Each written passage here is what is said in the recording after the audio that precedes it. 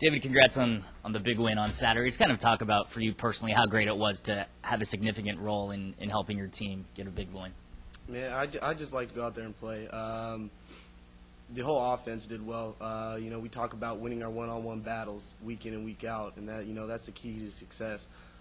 We blocked the perimeter well. We made great decisions with the ball. Besides, a couple fumbles here and there, but we did do well with ball security. This week, last week, and the week before that. It's good going out and getting wins on the road. It's in a tough environment like that. In front of, I think they had 18,000 fans there. I mean, they have a good crowd, and to go out and get a win like that is big, especially coming into conference play, next week. What do you think was the big difference for you to put up these huge numbers? Is it just something, just luck, or, you really focused this past week? What would you pinpoint it to if you could? I just do what I can do. If it's my turn to block, it's my turn to block. It's my turn with the ball. I got to do what I can. We did a great job, like I said before, blocking the perimeter. Mark Rogers had a big game, not only with the ball but without the ball. He, blocked the perimeter well. Eric Gardley, Mike Anderson, all those receivers out there doing their job. And like I said, it comes down to, every person winning the one-on-one battle. And, this week, I, had the opportunity of having the ball in my hands. But, with next week, who knows who it's going to be. It could be Jake Romanelli, it could be, Jordan Yoakum.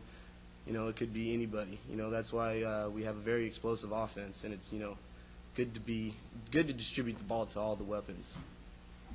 With 4 of the 5 road games behind you guys, just kind of talk how you think going into this road, sort of what you wanted to accomplish, and here you guys are almost done.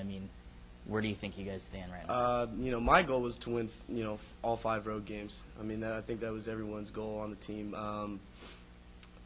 Especially, I think the first loss to Texas State, it was an eye-opener with the heat, with the crowd, with the way we travel.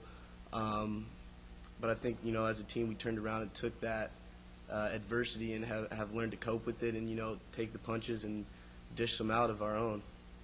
It's been a while, it seems, since you guys put up 50-plus points.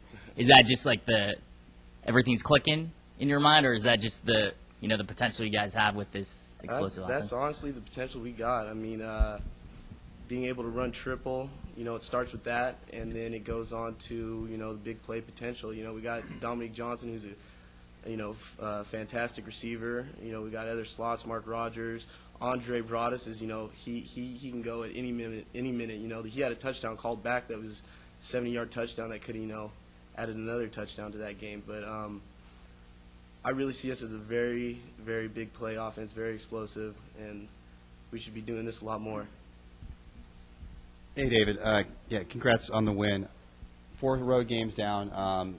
With all the experience now playing on the road, is it getting easier to play on the road, would you say, if that's the right word? I wouldn't say easier. More comfortable. You're getting more comfortable. Definitely more comfortable. Being in the hostile environments, it's becoming more fun. I think going, last year, being in environments like Montana in front of 20,000 fans that are, it's a pretty hostile environment, taking it from Texas to McNeese and then to Fresno, then to Old Dominion. It's helping. The more road games we got, it's given, I think, all of us more experience with not only being kind of the underdog, but people, looking for us to make mistakes. And it's fun being in that type of environment and,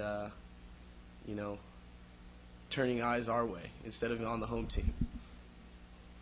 You guys got down real early in that game, and that's exactly what they wanted to do and get the crowd behind them. Mm-hmm. Now, how were you guys able to just turn it around and turn it around really quickly? We knew they were going to come out with some tricks. We saw on film them doing a lot of things on special teams with onside kicks, trick plays, bringing lots of pressure, and they're going to have to stoop to that level to beat a team like us. That I kind of take that as a compliment. Them trying to get out of the gate and. They start with the ball in the first half, start with the ball in the second half. We just play our game, and it takes care of itself. The last 2 FCS games that you played, not counting Fresno State, you guys have scored 90 points now as a team. So it seems like offensively, the team, and you've scored, I think, a couple of defensive touchdowns in those 2 games. But offensively, things are starting to really work well, aren't they, for this team in terms of getting points on the board? Mm-hmm. What's been the key to the turnaround when you look at, like, say, the Texas State game? I think it's just everyone dialing into their assignments. You know, everyone taking care of their job, and if everyone takes care of their job, you know, the big picture takes care of itself. Let's talk about Southern Utah now. This team has given Cal Poly fits just throughout the years. I mean, going back to when you were in high school and probably junior high, Yeah. when they were last place and Cal Poly was first place. Southern Utah just seems to really play, the Mustangs tough. What is it about Southern Utah and the style they play you think that makes things so difficult for you guys? They're a good football team. They got good athletes, good coaches, and they play hard.